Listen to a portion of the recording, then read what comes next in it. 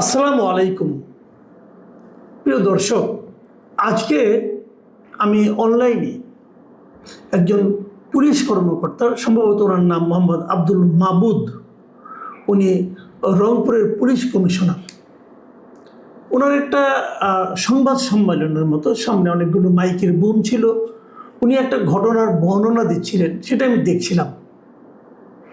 এটা হলো যে এই রংপুরে যে একজন স্কুল শিক্ষক, অবসরপ্রাপ্ত স্কুল শিক্ষককে সপরিবারে হত্যা করা হয়েছে, এই ঘটনাটা কিভাবে ঘটেছিল তার উনি বর্ণনা দিচ্ছিলেন। এবং উনি বর্ণনা দিচ্ছিলেন ঘটনা যারা ঘটিয়েছিল, যে দুই যুবক, তাদের কাছ থেকে তাদেরকে ধরা হয়েছে এবং ধরার পর তারা পুলিশের কাছে সব স্বীকার করেছে। যখন সেই স্বীকারোক্তি থেকে তথ্য নিয়ে উনি ডিটেল ঘটনাটার বর্ণনা দিচ্ছিলেন।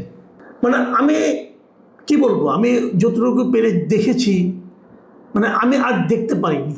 এবং ঘটনার বর্ণনা দিতে যে এই মাবুদ সাহেব যখন নিজেই কান্না করছিলেন, একটা শিশুকে হত্যা করা হয়েছে, ক্লাস 5ম শ্রেণীতে পড়ে, তার সঙ্গে উনি তার নিজের সন্তানের একটা মিল খুঁজে পেয়েছেন। দেখুন, ওনারা পুলিশ, কিন্তু ওনারা তো মানুষ, তাই না? উনি স্থির থাকতে পারেননি। আমাকে খুবই টাচ করেছে ওনার এই বলার ভঙ্গি এবং ওনার এই ভেঙে পড়ার দৃশ্যটা। আমি নিজেও আসলে সত্যি কথা বলতে কি এখন কিছুটা ইমোশনাল হয়ে গেছি। আমি ভেবে পাই না ঘটনাটা কীভাবে ঘটলো। একটা পরিবার, সেই পরিবারের একজন অবসরপ্রাপ্ত জেলা স্কুলের একজন শিক্ষক, খুব নামকরা শিক্ষক এবং এলাকায় খুবই সজ্জন ব্যক্তি বলে উনি পরিচিত। ওনার বাড়ির ছাদে দুটো বখাটে ছেলে, একজনের বয়স 19 বছর, একজনের বয়স 23 বছর। তারা দুজন আবার পরস্পরের মামাতো ফুফাতো ভাই। একজনকে নাম সিদ্ধার্থ দাস, আরেকজনের নাম মুগ্ধ দাস। তারা তার বাড়ির ছাদে, ওই শিক্ষকের বাড়ির ছাদে ইয়াবা খাচ্ছিল। শিক্ষক ছাদে যেয়ে তাদেরকে মানা করেছে, এটা করো না, অথবা এরকম কিছু একটা করেছে। শিক্ষক ঘরের পোশাকে ছিল, লুঙ্গি এবং গায়ে একটা গামছা ছিল, সেই গামছা দিয়ে পেঁচিয়ে লোকটাকে হত্যা করা হয়েছে। এবং এই শব্দ যখন নিচে গিয়েছে, নিচ থেকে ওনার স্ত্রী উঠে এসেছেন, সেই স্ত্রীকে সিঁড়ির মধ্যেই ওই গামছা দিয়ে পেঁচিয়ে তাকেও হত্যা করা হয়েছে। এরপর তার কন্যা ইউনিভার্সিটিতে পড়ে, সে উঠে এসেছে, তাকেও হত্যা করেছে এবং তাকে দড়ি দিয়ে পেঁচিয়ে ভয়ঙ্করভাবে তার চোখ দুটো বেরিয়ে আসছিল। এবং তারপরে সেই বাসায় ঢুকে তাদের একটা শিশুপুত্র ছিল, ক্লাস 5-এ পড়ে, তাকে হত্যা করা হয়েছে এবং তার লাশ খাটের নিচে পাওয়া গেছে। তার মানে কি, তাকে হত্যা করে হয়তো সে লুকিয়েছিল খাটের নিচে, জানি না কি হয়েছিল। তারপর তারা ঠান্ডা মাথায় ওই বাসায় ছিল, ওই বাসায় বসে ইয়াবা খেয়েছে, লুটপাট করেছে, পুরো ঘটনাকে ডাকাতির চেহারা দেওয়ার চেষ্টা করেছে এবং তারপর তারা বাসা থেকে বেরিয়ে পালিয়ে গেছে। কি ভয়ঙ্কর একটা ঘটনা! এই ধরনের ঘটনা কিন্তু আমরা প্রায়ই দেখছি।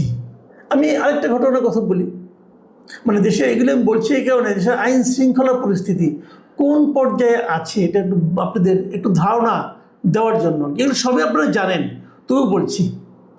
ব্রাহ্মণবাড়িয়া কদিন আগে কি হলো, গত এই মাসের 18 তারিখে, আজকে থেকে 4-5 দিন আগের কথা।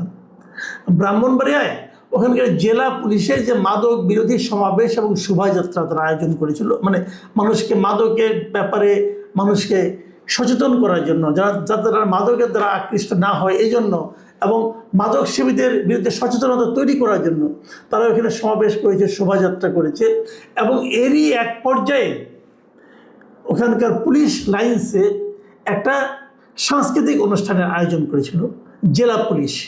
এবং সেখানে ওই চট্টগ্রাম রেঞ্জের যিনি ডিআইজি তিনি ছিলেন, ব্রাহ্মণবাড়িয়া পুলিশ সুপার মানে এসপি ছিলেন, অতিরিক্ত পুলিশ সুপার ছিলেন, আবার অতিরিক্ত পুলিশ সুপার যিনি সদর সার্কেল তিনি ছিলেন, থানার ওসি ছিলেন, এরা সবাই ওখানে ছিলেন। তাদের উপস্থিতিতে কিছু সাংস্কৃতিক অনুষ্ঠান হয়েছে। সাংস্কৃতিক অনুষ্ঠান কেন হলো? এর প্রতিবাদে ওই পুলিশ লাইন্সের পাশেই একটা মাদ্রাসা, সেই মাদ্রাসার শিক্ষক ছাত্ররা এসে পুলিশ লাইনে হামলা করেছে। তারা বলছে আমাদের পরীক্ষা এত দূরে আওয়াজ হচ্ছে কেন, এটুকু বললেই তো হয়, আওয়াজটা কমিয়ে দেওয়া হোক। কিন্তু তারা হামলা করেছে, মারামারি হয়েছে, 30 জনের মতো আহত হয়েছে। ইন্টারেস্টিং হলো যারা আহত হয়েছে পুলিশই বেশি, সেই পুলিশদের আবার সাসপেন্ডও করেছে গভর্নমেন্ট। তারপর তাদের সঙ্গে হাতে পায়ে ধরে তাদের সঙ্গে একটা সমঝোতা করা গেছে। দেখুন, পুলিশ লাইন্সে হামলা হয়েছে। পুলিশ লাইন্স কি আইন জানতো না? পুলিশের ওখানে কর্মকর্তারা ছিলেন, তারা কি আইন জানতো না যে কতটুকু ভলিউম দিয়ে গান শোনা যাবে? জানতো। এবং ওখানে যারা প্রত্যক্ষদর্শী আছে এদের সঙ্গে দুইজনের সঙ্গে কথাটা বলে আমি যতটুকু শুনেছি, তারা আইন মেনেই কাজগুলো করছিল। কিন্তু গান হবে কেন? এই অপরাধে মাদ্রাসার লোকজন এসে সেখানে হামলা করেছে। ছাত্ররা তো নিজেরা আসেনি, তাদেরকে উস্কে দেওয়া হয়েছে সেও নিশ্চিতভাবেই, এবং সেই হামলা হয়েছে, মারামারি হয়েছে। হেফাজত ইসলামের একজন বড় নেতা ওই মাদ্রাসাটার প্রতিষ্ঠাতা। এই ঘটনার বিচার কি হলো? একদিন আগে দেখলাম যে আমাদের স্বরাষ্ট্রমন্ত্রী সালাউদ্দিন সাহেব, উনি কোনো একটা অনুষ্ঠানে গিয়েছিলেন, সেখানে কেউ সাংবাদিক তাকে জিজ্ঞাসা করছিল এই যে পুলিশ লাইন্সে হামলা হলো, মানে একটা সাংস্কৃতিক অনুষ্ঠান চলছিল, এই সাংস্কৃতিক কথাটা বলার সঙ্গে সঙ্গে ওই একটা শব্দকে সালাউদ্দিন সাহেব ক্যাচ করলেন, এবং ক্যাচ করে উনি বলতেছেন যে চাঁদাবাজির মধ্যে আবার সংস্কৃতি এলো কীভাবে? মানে অন্য একজন সাংবাদিক প্রশ্ন করছিল চাঁদাবাজির কথা, সেখানে উনি এই কথাটা বলেছেন। এখন সালাউদ্দিন সাহেব ওই সংস্কৃতি শব্দটাকে ওখান থেকে ক্যাচ করছেন, বলছেন যে চাঁদাবাজির মধ্যে আবার সংস্কৃতি কী করে এলো। এবং তার যে বলার যে বাচন ভঙ্গি, তার যে বডি ল্যাঙ্গুয়েজ, মানে এমন তুচ্ছ তাচ্ছিল্য উনি সাংবাদিকদের করছেন যে দেখা যায় না। আমি এটা দেখাতে পারলে ভালো হতো, আমি দেখাতে চাই না। আপনারা নিশ্চয়ই দেখেছেন, মানে একজন মন্ত্রী, একজন জনপ্রতিনিধি এই ভাষায় সাংবাদিকদের সঙ্গে কথা বলতে পারেন? একটা জেনুইন কোশ্চেন। এবং তারপর যখন তাকে আবার প্রশ্নটা করা হলো, তখন উনি বললেন যে ওইটা ব্রাহ্মণবাড়িয়ার অন্য কথা, ওখানকার পরিবেশ পরিস্থিতি বুঝতে হবে। মানে সে আলটিমেটলি সে পুলিশকেই দোষারোপ করলেন, এবং আলটিমেটলি তিনি মাদ্রাসার শিক্ষক এবং হেফাজতের ওই সমস্ত নেতাদেরকে এক ধরনের আশকারা দিলেন, বলেন ব্রাহ্মণবাড়িয়ার বাস্তবতা নাকি অন্যরকম। আমি বুঝি না, উনি কি ব্রাহ্মণবাড়িয়ার স্বরাষ্ট্রমন্ত্রী নন? উনি যখন দেশের স্বরাষ্ট্রমন্ত্রী হন, তার মধ্যে কি ব্রাহ্মণবাড়িয়া নাই? ব্রাহ্মণবাড়িয়াকে কেন ছাড় দিতে হবে?